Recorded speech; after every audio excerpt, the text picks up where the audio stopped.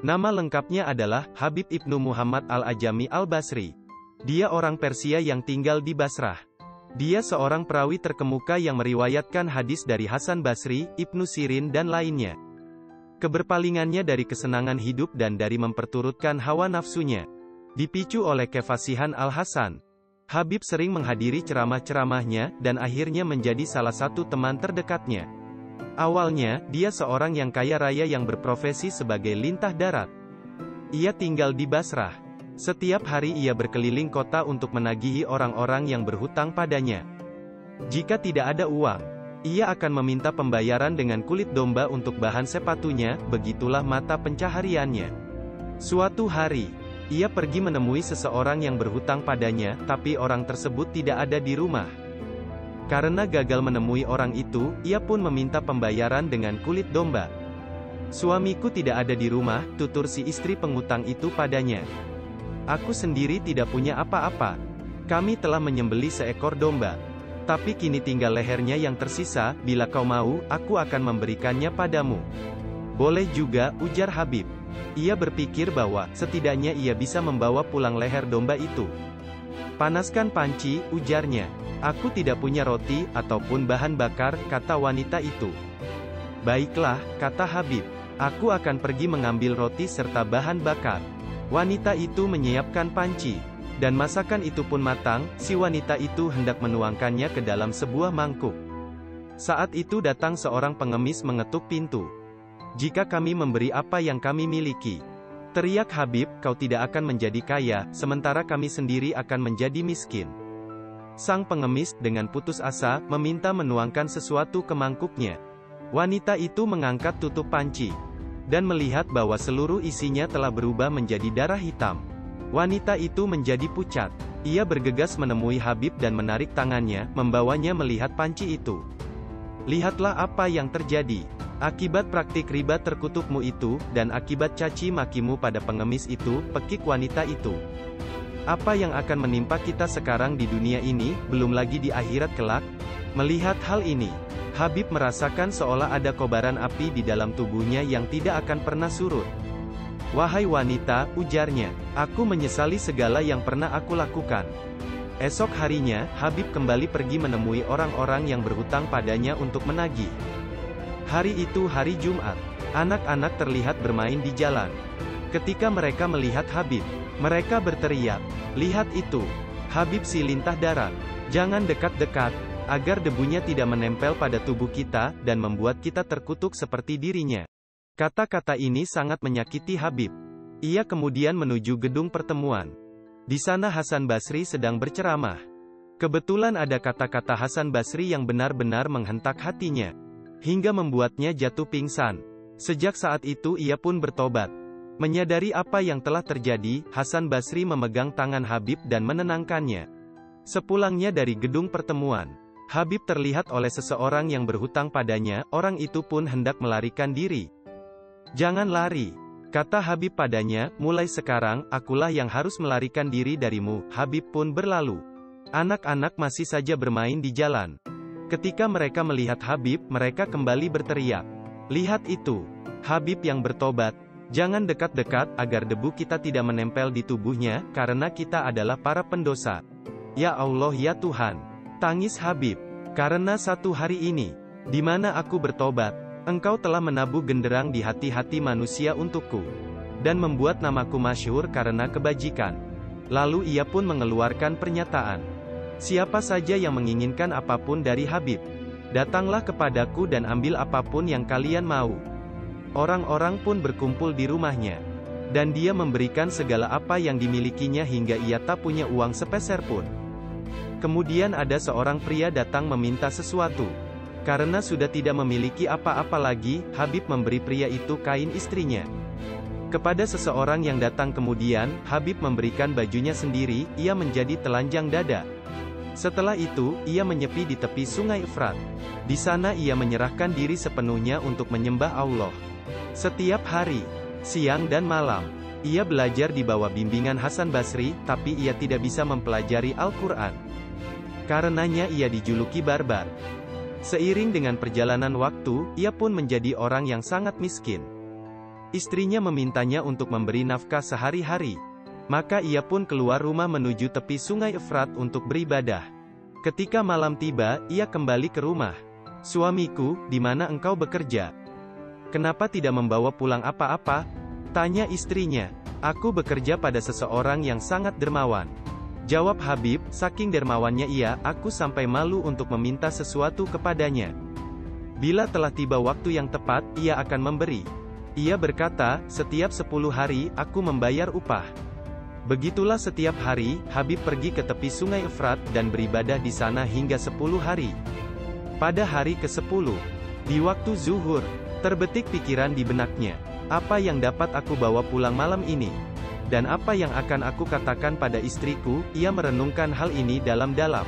Seketika, Allah yang Maha Kuasa mengutus beberapa orang kuli ke rumah Habib.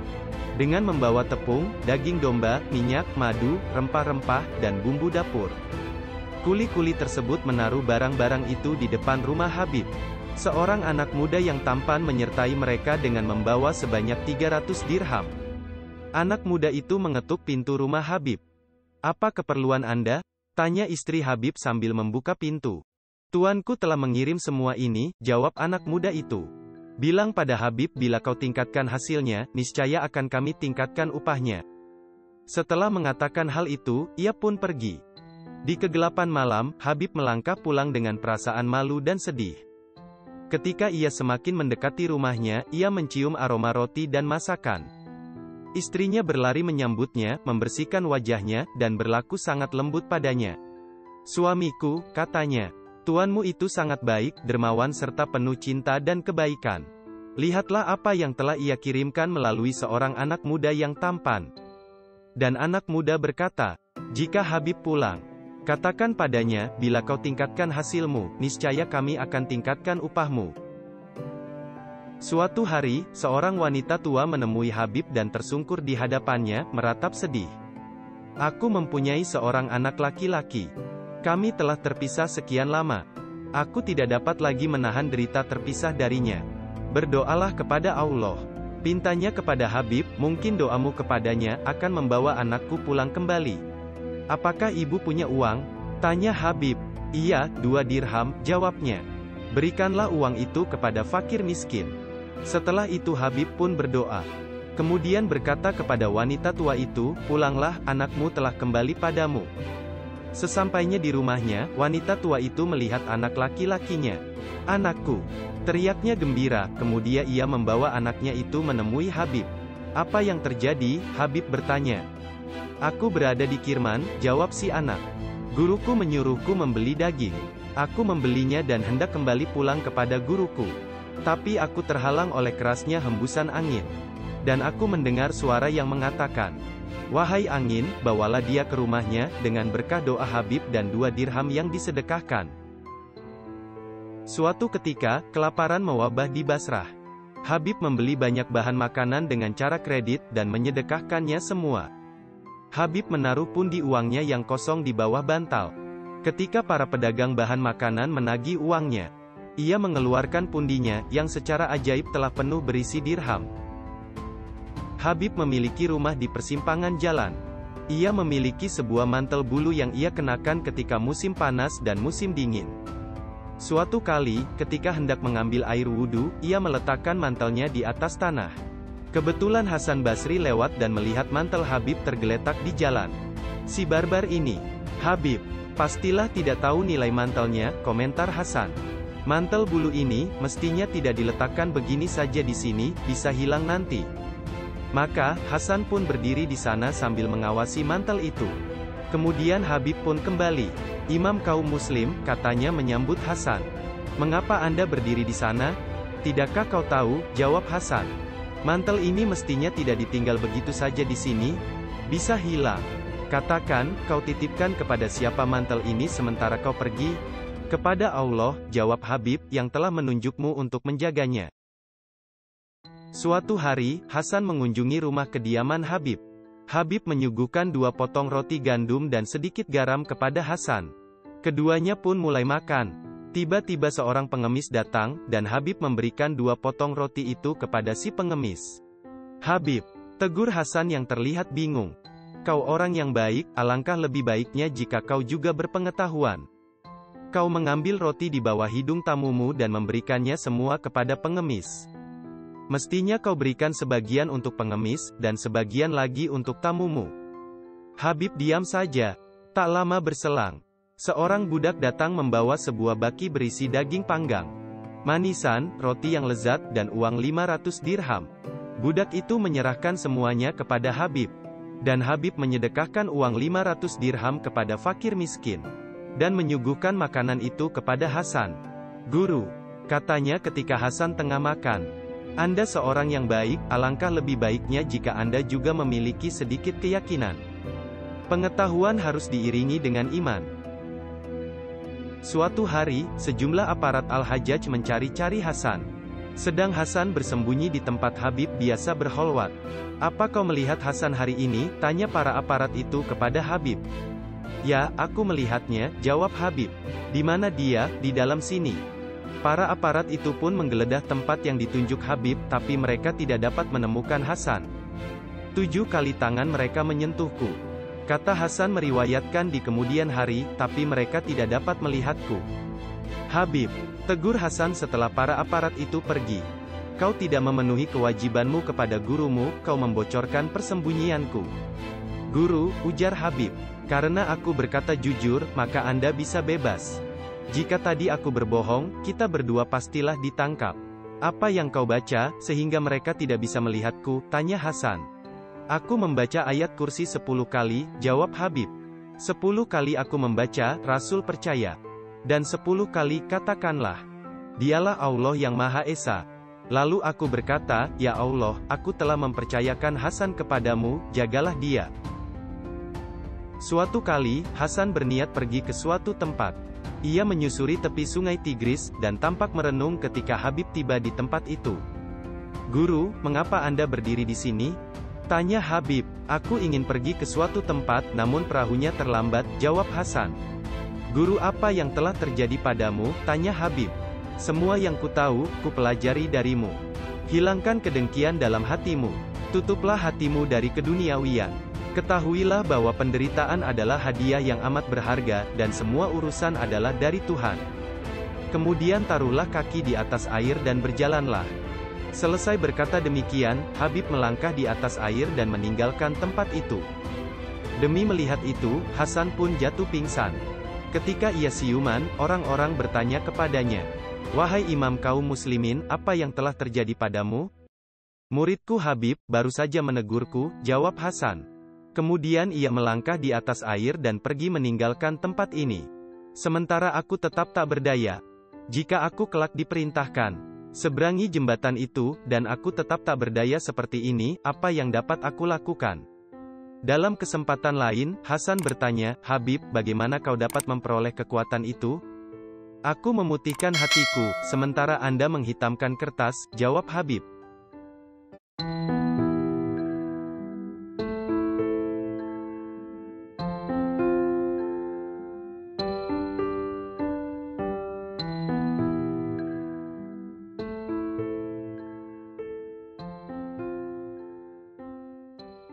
Abul Hasan Muhammad bin Ismail, Khair bin Abdullah, An-Nasaj dari Samara, seorang murid Sari As-Sakati dan seorang pengikut Junaid.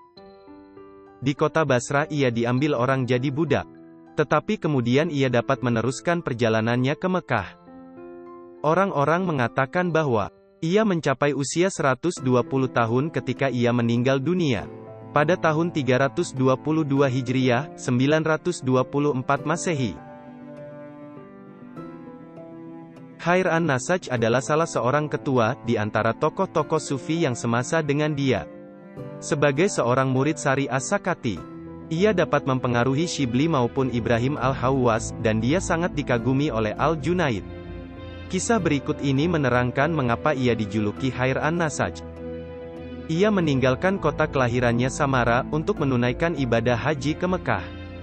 Di dalam perjalanan itu, ketika ia sampai di gerbang kota Kufah, dengan jubah tambal sulam dan wajah yang hitam, semua orang yang melihatnya akan berkata, "Lelaki itu tampaknya adalah orang dungu." Di kota itu ada seseorang yang memperhatikannya. Akan kusuruh dia bekerja selama beberapa hari. Orang itu berkata kepada dirinya sendiri, setelah itu ia pun menghampiri.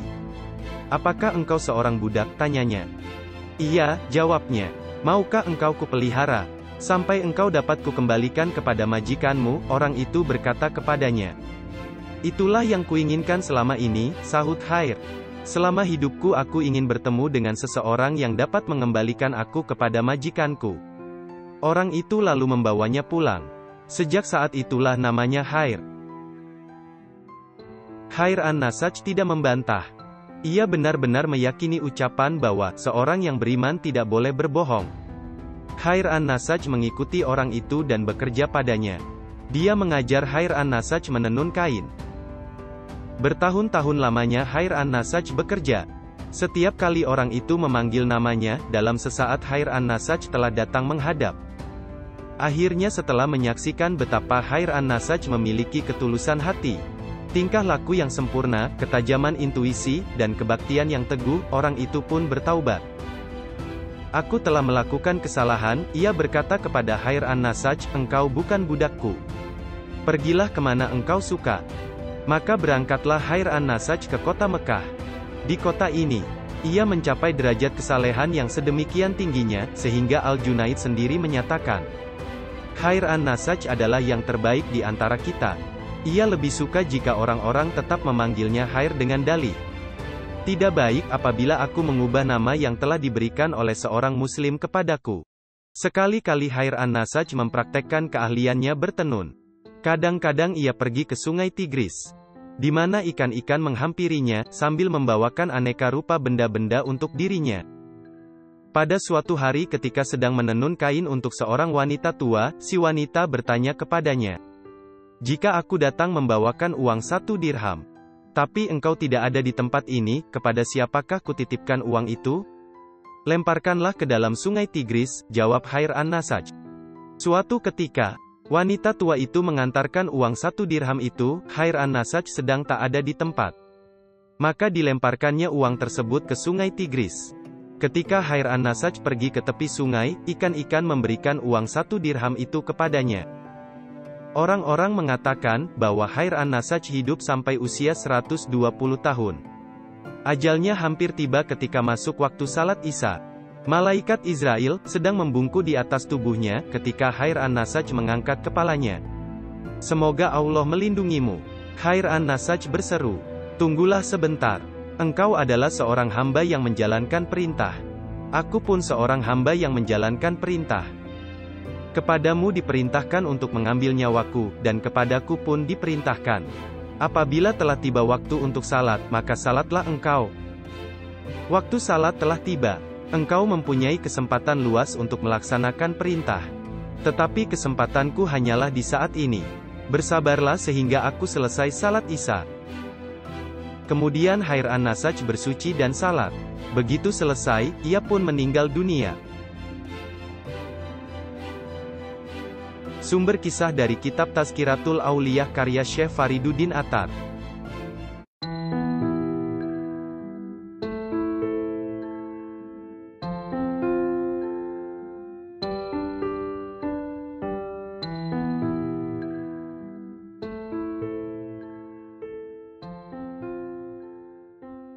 Biografi tokoh Islam Sufi dan penyair Jalaluddin Rumi.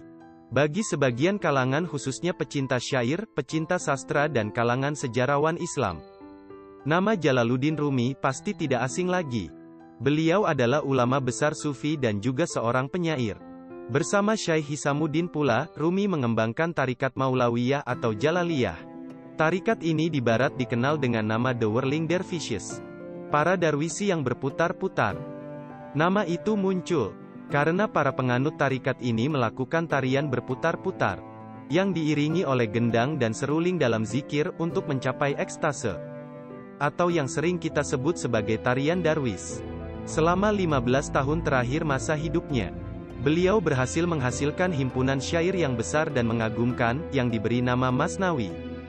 Buku ini terdiri dari 6 jilid, dan berisi 20.700 bait syair. Maulana Jalaluddin Rumi Muhammad bin Hasin al-Hatabi al-Bakri Jalaluddin Rumi, atau sering pula disebut dengan nama Rumi, adalah seorang penyair sufi yang lahir di Balkh, sekarang Afghanistan, pada tanggal 6 Rabiul Awal tahun 604 Hijriah, atau tanggal 30 September tahun 1207 Masehi.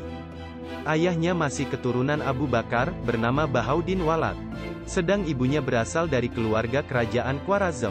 Ayah Rumi seorang cendekia yang saleh, mistikus yang berpandangan ke depan, seorang guru yang terkenal di Balkh.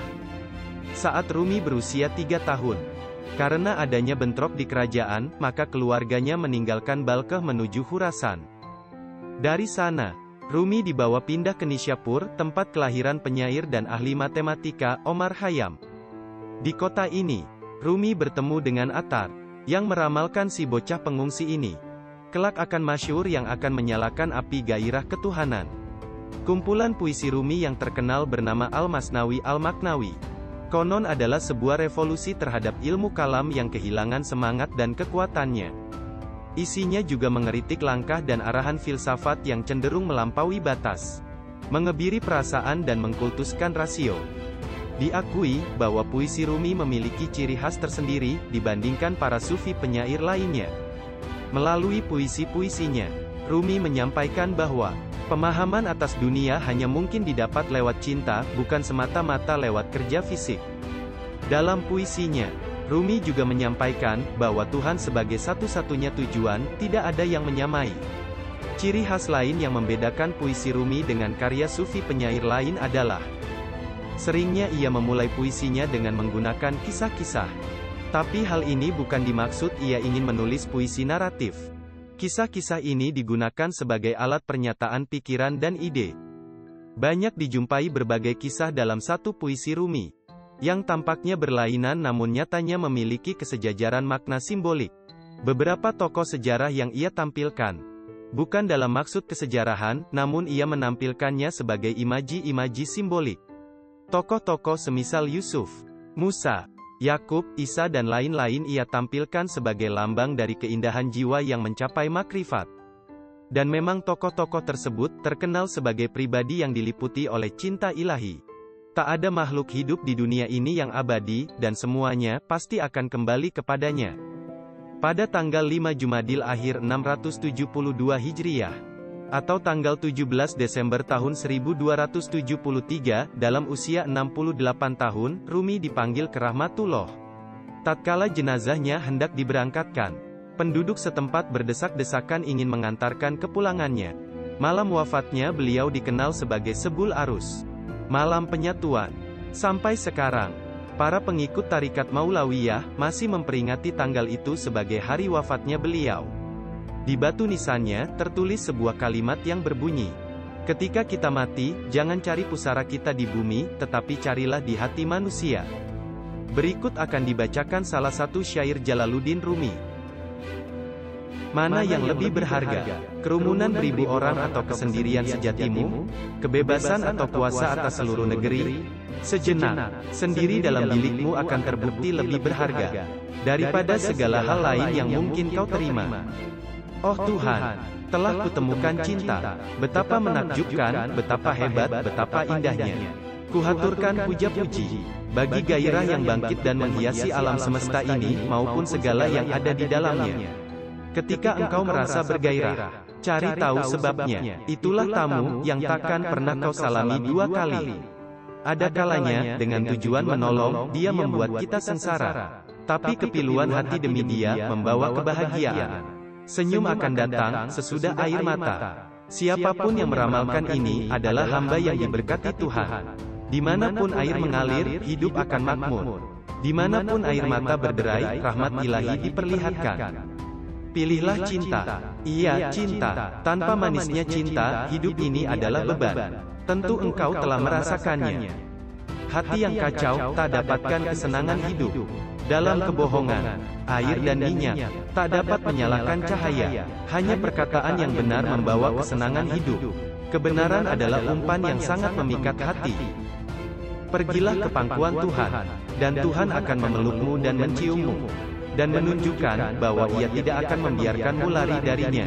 Ia akan menyimpan hatimu dalam hatinya, siang dan malam. Kesabaranku mati pada malam ketika cinta lahir. Dari anggur cinta, Tuhan menciptaku. Barang siapa menjadi mangsa cinta, mana mungkin dia menjadi mangsa sang maut? Hari perpisahan lebih panjang daripada hari kebangkitan. Dan maut lebih cantik daripada derita perpisahan. Aku boleh mati, tetapi gairahku kepadamu takkan pernah mati. Telah kupalingkan hatiku dari dunia dan segala kesenangannya. Kau dan hatiku bukanlah dua wujud yang berpisah.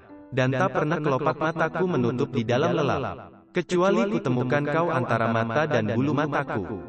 Mereka tahu pasti bahwa aku sedang jatuh cinta. Tetapi mereka tak tahu siapa yang kucintai. Hatiku mencintaimu sepanjang hidupku, dan ketika aku mati, maka tulang-tulangku, kendati hancur, mencintaimu dalam debu.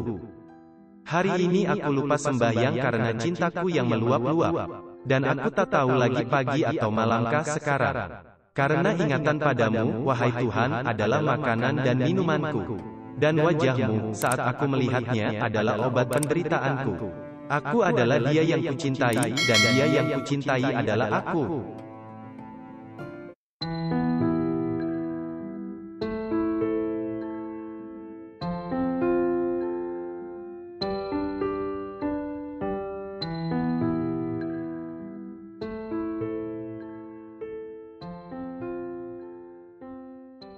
Abul Hasan Sumnun bin Abdullah Hamzah Al-Hawwash, salah seorang sahabat Sari As-Sakati, dijuluki sebagai si pencinta karena tema dari ceramah-ceramah dan syair-syairnya adalah mengenai cinta spiritual.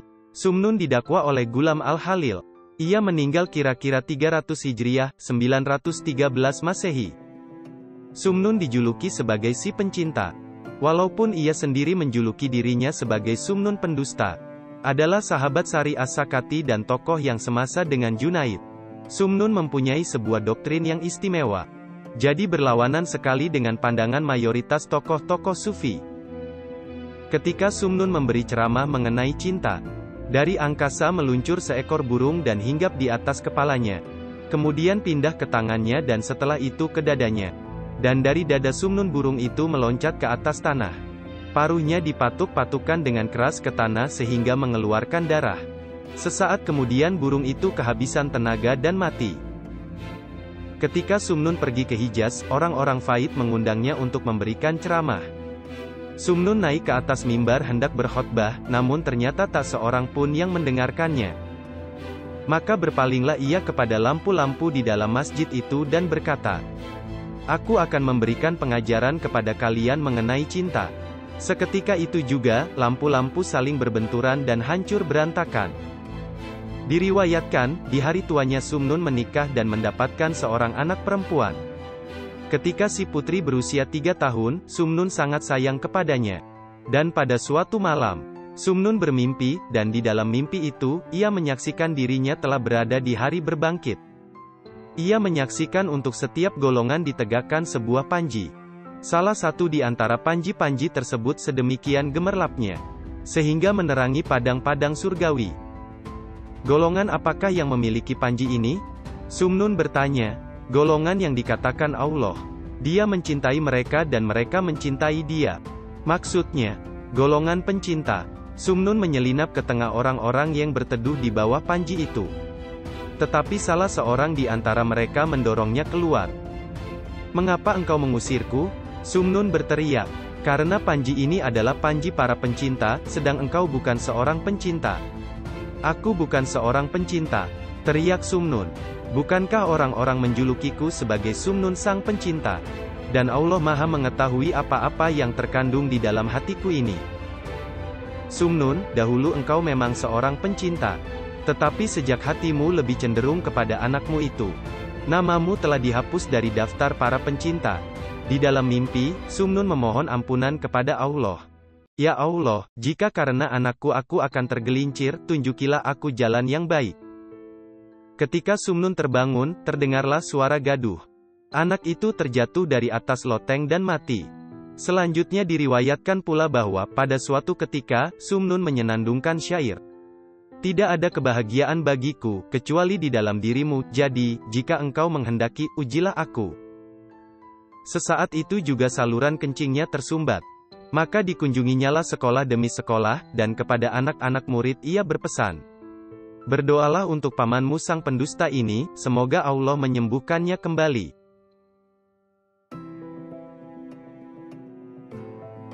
Ghulam Khalil memperkenalkan dirinya sebagai seorang sufi.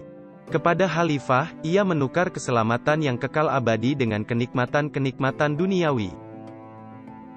Ketika Sumnun dewasa, kemasyhuran namanya tersiar kemana-mana. Namun Ghulam Khalil sering membuatnya menderita, dan senantiasa mencari-cari kesempatan untuk dapat menfitnah Sumnun. Pada suatu ketika, seorang wanita kaya datang menyerahkan dirinya kepada Sumnun. "Lamarlah aku," si wanita berkata kepada Sumnun. Sumnun menolak. Wanita itu mengadukan halnya kepada Junaid, dan meminta Junaid mewakilinya untuk membujuk Sumnun supaya mau menikahinya. Tetapi Junaid malah memarahinya dan mengusirnya. Wanita itu pergi menghadap Ghulam Khalil, dan menjelek-jelekkan Sumnun. Ghulam Khalil sangat senang hatinya dan hal itu segera disampaikannya kepada khalifah. Khalifah memberikan perintah agar Sumnun dihukum pancung. Algojo telah dipanggil dan ketika khalifah hendak memerintahkan penggal, tiba-tiba ia menjadi bisu tak dapat berkata-kata. Lidahnya keluh menyumbat tenggorokannya. Malam harinya ia bermimpi dan di dalam mimpi itu ia mendengar suara yang berkata kepadanya, "Kerajaanmu tergantung kepada hidup Sumnun." Keesokan harinya, ia memanggil Sumnun untuk dibebaskan dengan segala hormat, dan diperlakukan dengan penghargaan yang setinggi-tingginya. Sejak peristiwa itu, kebencian Ghulam Khalil terhadap Sumnun semakin menjadi-jadi. Di hari tuanya Ghulam Khalil menderita penyakit kusta. Ghulam Khalil menderita penyakit kusta, seseorang mengabarkan kepada Sumnun. Sumnun berkata, "Rupanya ada beberapa orang sufi yang belum sempurna telah berniat buruk, dan melakukan perbuatan yang tidak baik terhadap dirinya. Memang Ghulam Khalil adalah penentang tokoh-tokoh sufi, dan telah berkali-kali menyusahkan mereka dengan perbuatannya. Semoga Allah menyembuhkan Ghulam Khalil." Kata-kata Sumnun itu disampaikan orang kepada Ghulam Khalil. Ghulam Khalil bertaubat, memohon kepada Allah agar diampuni dosa-dosa yang telah dilakukannya, dan menyerahkan semua harta kekayaannya kepada para sufi. Tetapi para sufi itu tidak mau menerimanya.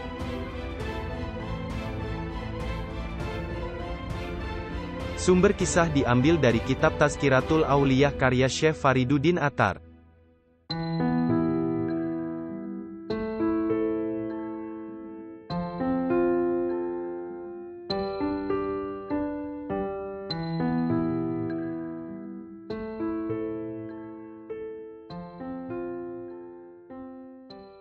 Abul Usman Said bin Ismail Al-Hiri An-Nisaburi berasal dari rai di mana ia berkenalan dengan Yahya bin Mu'az Ar-Razi dan Syah bin Syuja Al-Kirmani. Kemudian ia pindah ke Nishapur, di sana ia sangat terpengaruh oleh Abu Hafsin Al-Haddad. Ia pernah mengunjungi Junaid di Baghdad. Ia meninggal tahun 298 Hijriah, 911 Masehi di Nishapur.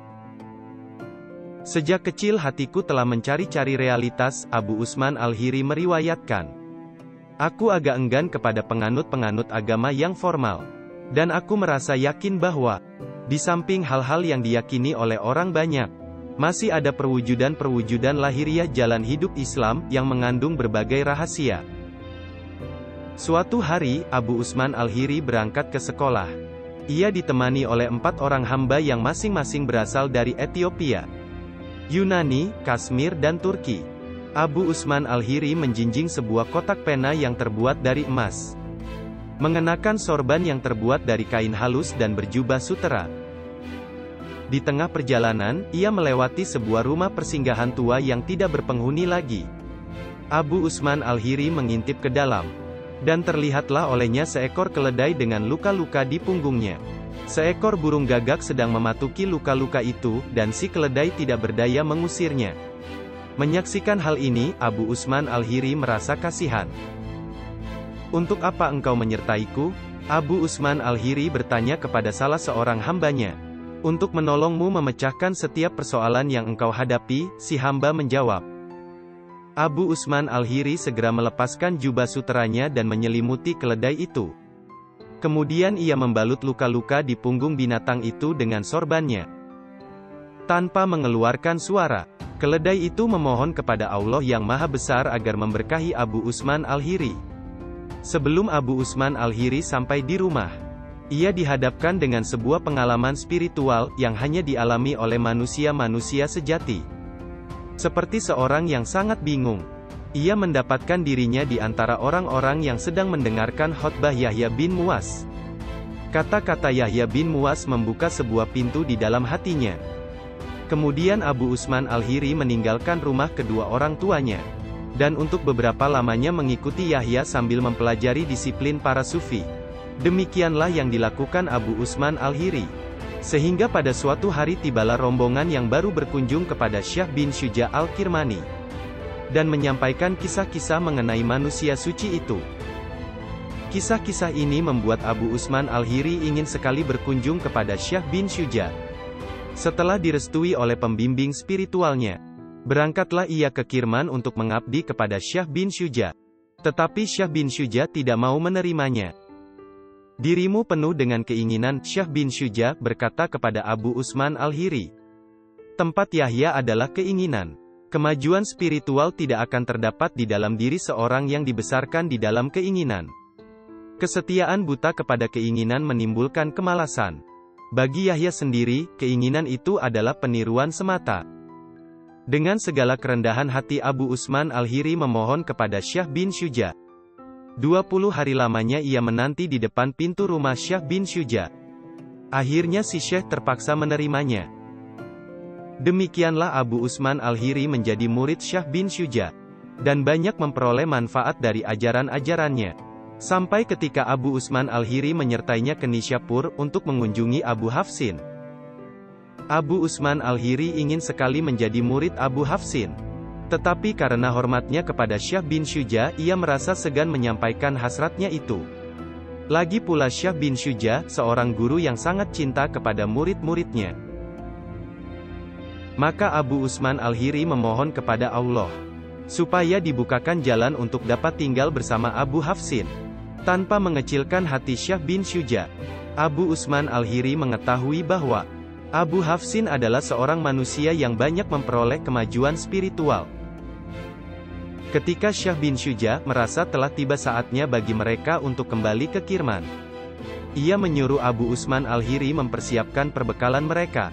Kemudian pada suatu hari, dengan sangat ramah Abu Hafsin berkata kepada Syekh bin Syuja, "Biarkanlah anak muda ini bersamaku, karena aku sangat senang kepadanya."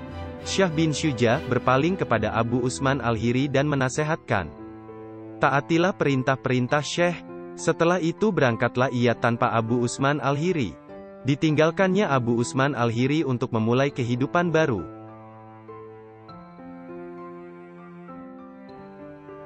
Abu Usman Al-Hiri mengisahkan, "Usiaku masih muda ketika Abu Hafsin membebaskanku dari asuhannya. Aku tak ingin engkau berada di dekatku lagi." Abu Hafsin berkata kepadaku. Aku tak dapat berkata apa-apa. Aku tak berani membelakangi Abu Hafsin. Maka dengan air mata bercucuran aku beringsut mundur dari hadapannya. Kemudian di hadapan rumah Abu Hafsin aku bangun sebuah tempat kediaman. Dan kubuat sebuah lubang, posisi di mana aku dapat melihat Abu Hafsin. Aku bertekad tidak akan meninggalkan tempat itu kecuali Syekh sendiri yang memerintahkan demikian. Ketika Syekh mengetahui tempatku itu dan melihat keadaanku yang sangat menyedihkan, ia lalu memanggilku dan memberkahiku dengan menikahkan puterinya kepadaku.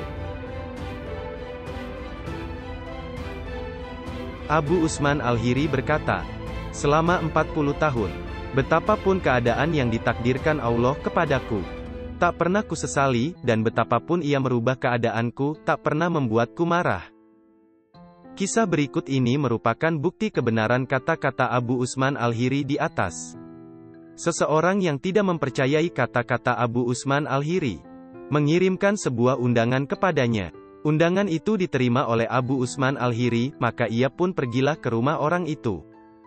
Tetapi sesampainya di sana, orang itu berteriak kepadanya, "Wahai manusia rakus, di sini tidak ada makanan untukmu, pulang sajalah." Abu Usman Al-Hiri beranjak meninggalkan tempat itu. Tetapi belum jauh ia melangkah, orang tadi berteriak memanggilnya, "Syekh, kemarilah." Abu Usman Al-Hiri berbalik, tetapi orang itu terus menggodanya. Engkau sangat rakus. Tidak pernah merasa cukup. Pergilah dari sini. Si Syekh pun pergi meninggalkan tempat itu. Orang itu memanggilnya lagi dan Abu Usman Al-Hiri pun menghampirinya pula.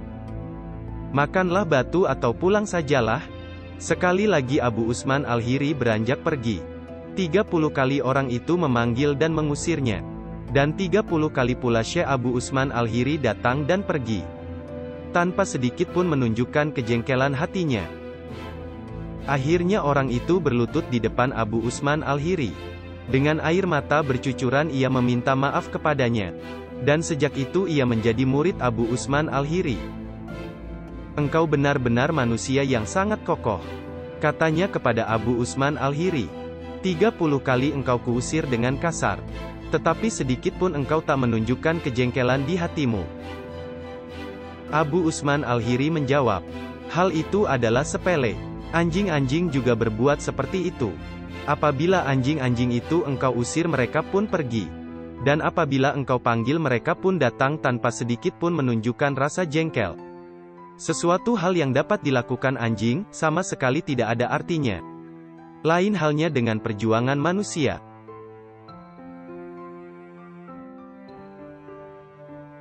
Pada suatu hari, Abu Usman Al-Hiri sedang berjalan-jalan menjelajahi sepanjang jalanan.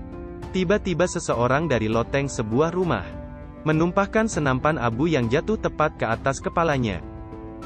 Menyaksikan kejadian itu sahabat-sahabat Abu Usman Al-Hiri marah dan hendak menyerang. Tetapi segera dicegahnya. Kita harus bersyukur 1000 kali. Karena kita yang seharusnya dihukum dengan api, dibebaskan dengan abu. Seorang pemuda berandalan yang sedang mabuk, keluyuran dengan sebuah kecapi di tangannya. Tetapi ketika melihat Abu Usman Al-Hiri, ia segera memasukkan untayan-untayan rambutnya ke dalam pecinya, dan menyembunyikan kecapinya ke balik lengan bajunya. Ia menyangka bahwa Abu Usman Al-Hiri akan melaporkan tingkah lakunya kepada yang berwajib. Dengan seramah mungkin Abu Usman Al-Hiri menghampirinya. Jangan khawatir, kata Abu Usman Al-Hiri, orang-orang yang bersaudara adalah satu. Mendapat perlakuan seperti ini, si pemuda bertaubat dan menjadi murid Abu Usman Al-Hiri.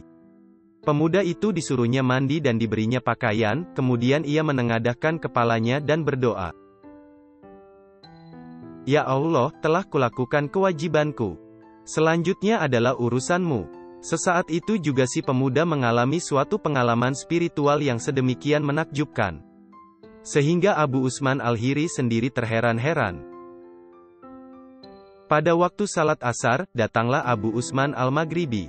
Abu Usman Al-Hiri berkata kepadanya, Syekh, hatiku terbakar oleh api cemburu, yang selama hidup kudambakan, telah dilimpahkan kepada pemuda yang masih mengeluarkan bau anggur dari dalam perutnya ini. Maka tahulah aku kini, bahwa manusialah yang berusaha tetapi Tuhan yang menentukan. Diambil dari kitab Tazkiratul Auliyah karya Syekh Fariduddin Attar.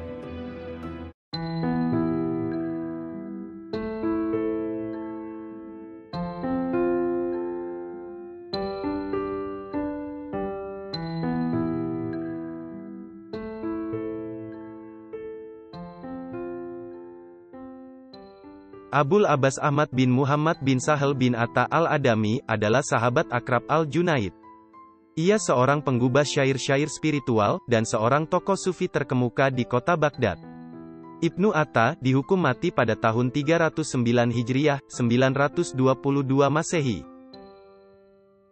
Ibnu Atta, termasuk salah seorang murid Junaid yang menonjol. Pada suatu hari, beberapa orang pergi ke tempatnya berkhotbah dan mendapatkan seluruh lantai basah. Apakah yang terjadi? Mereka bertanya. Aku mendapatkan sebuah pengalaman spiritual, Ibnu Atta menjelaskan. Dalam keadaan malu, dan dengan air mata bercucuran, aku berjalan hilir mudik di dalam ruangan ini. Kenapa demikian? Mereka bertanya lagi. Ketika aku masih kecil, Ibnu Atta menjawab, aku pernah mencuri seekor burung dara milik tetangga. Hal ini teringat olehku. Lalu aku berikan 1000 dinar perak kepada pemilik burung itu sebagai penggantinya. Tetapi batinku tetap gelisah. Aku pun menangis, khawatir apakah akibat yang akan kutanggung karena perbuatanku tersebut. Berapa kalikah engkau membaca Al-Quran setiap hari? Seseorang bertanya kepadanya. Ibnu Atta menjawab, dahulu aku biasa menamatkan Al-Quran 2 kali dalam 24 jam. Tetapi sekarang ini, walau sudah 14 tahun aku membacanya, aku baru sampai kepada surah Al-Anfal. Ibnu Atta mempunyai 10 orang putera, semuanya gagah dan tampan. Ketika mereka menyertai Ibnu Atta dalam suatu perjalanan, perampok menghadang mereka. Kemudian para perampok itu hendak memenggal kepala mereka satu persatu. Ibnu Atta tidak berkata apa-apa. Dan setiap kali salah seorang dari puteranya dipenggal kepalanya, ia menengadahkan kepala ke atas langit dan tertawa. 9 orang telah terbunuh. Para penyamun hendak menghabiskan anaknya yang ke-10. Sungguh seorang ayah yang baik hati. Puteranya yang ke-10 itu berseru kepadanya. 9 orang puteramu telah dipenggal, dan engkau tidak berkata-kata, malah tertawa. Wahai buah hati ayah. Ibnu Atta menjawab, dialah yang melakukan hal ini. Apa yang dapat kita katakan kepadanya? Dia maha tahu, dan maha melihat. Sesungguhnya dia bisa, jika dia memang menghendaki menyelamatkan anak-anakku semuanya. Mendengar ucapan Ibnu Atta ini, penyamun yang hendak membunuh puteranya yang ke-10 itu, tergugah hatinya dan berseru. Orang tua, seandainya tadi kata-kata itu engkau ucapkan, niscaya tak seorang pun di antara anak-anakmu yang akan terbunuh. Bagaimana kalian ini wahai para sufi? Beberapa teolog bertanya kepada Ibnu Atta. Kalian telah menciptakan istilah-istilah yang aneh bagi pendengar-pendengarnya. Tetapi memberi keputusan dengan berkata biasa saja? Hanya ada 2 kemungkinan. Yang pertama kalian hanya berlagak. Karena berlagak tidak berkaitan dengan kebenaran maka doktrin kalian jelas palsu. Yang kedua, doktrin tersebut seimbang dan keseimbangan itu hendak kalian sembunyikan dari halayak ramai. Semua ini kami lakukan karena doktrin itu sangat penting bagi kami, Ibnu Atta menjawab. Yang kami praktekkan itu sangat penting bagi kami. Dan kami tak menginginkan siapapun juga, kecuali kami para sufi yang mengetahuinya. Untuk maksud ini, kami tidak mau menggunakan bahasa yang dikenal semua orang. Dan oleh karena itulah, kami menciptakan istilah-istilah khusus. Ibnu Atta dituduh seorang bid'ah. Ali bin Isa menjabat wazir, pembantu khalifah, memanggil dan mencela Ibnu Atta. Ibnu Atta menjawab dengan kata-kata yang kasar. Si wazir murka dan memerintahkan hamba-hambanya melepaskan sepatu yang sedang dipakainya. Dengan sepatu itu mereka harus memukul kepala Ibnu Atta sampai ia mati. Di dalam penyiksaan itu Ibnu Atta meneriakkan kutukan kepadanya. Semoga Allah memutuskan kaki dan tanganmu. Di belakang hari, Khalifah marah kepada wazirnya Ali bin Isa, dan memerintahkan agar tangan dan kakinya dipotong.